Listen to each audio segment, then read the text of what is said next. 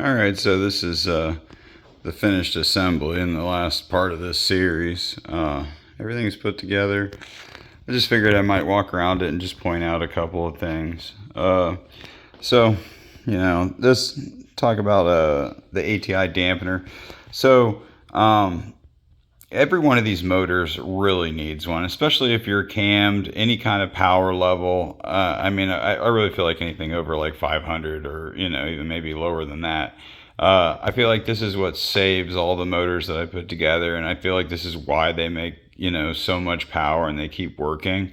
It's like every single one of them gets one of those balancers. So like, I don't feel like that's something that anybody can cheap out on. And then the sad truth about install on it is like, everybody's like, oh, we're gonna try and get 260 foot-pounds, 300 foot-pounds of torque. This is how it's done, man. You thread lock the last 4 or 5 threads of that crank pulley bolt, and believe me, that dampener, when that thing, it's like 10 thousandths press fit onto the crank hub or snout. So, you gun that thing on and use a real gun. I run a snap-on half-inch drive. Run a real gun on that thing and impact it down until you get about 15 to 20 degrees of crank rotation.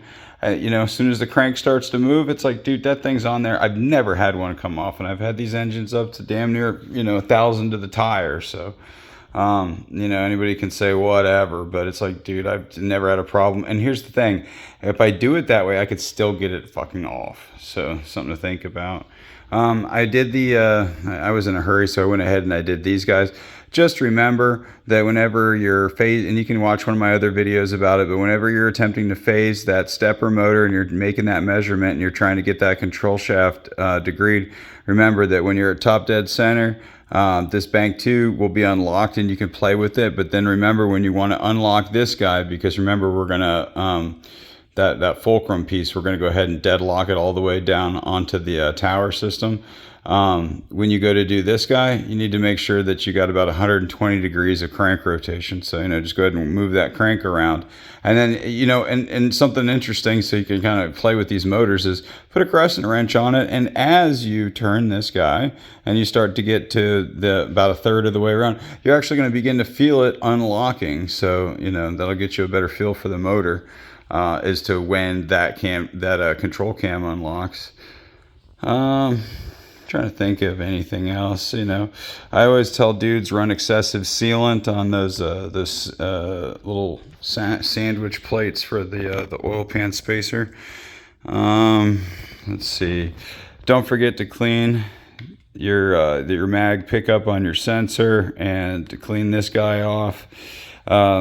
Install the sensors. Obviously this one's going to be facing up and this one is going to be facing down. And I see guys get that backwards sometimes. Hell, we've all done it.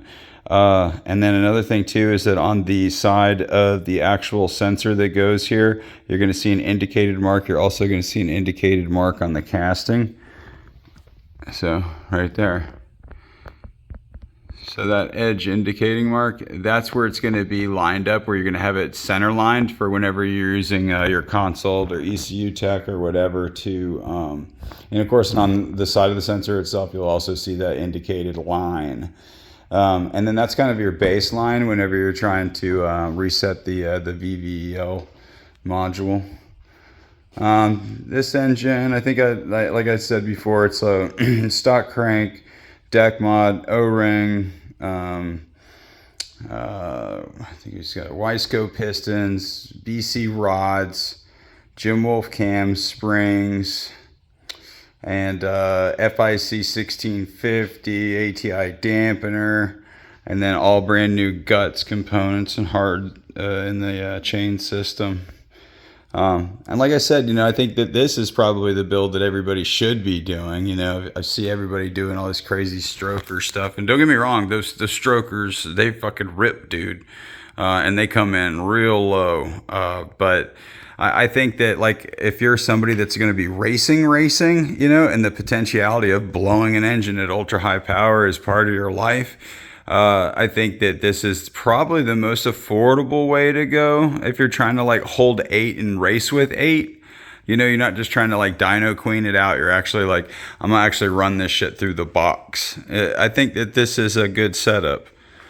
I don't know if there's really anything else that anybody needs to know. And of course, obviously all the accessories and everything like that. But hey, if you guys are picking these engines to work on, I imagine you fucking know how to put all that stuff back together. So I wish everybody the best of luck with their VQ37VHR build, and hopefully you have some success with it.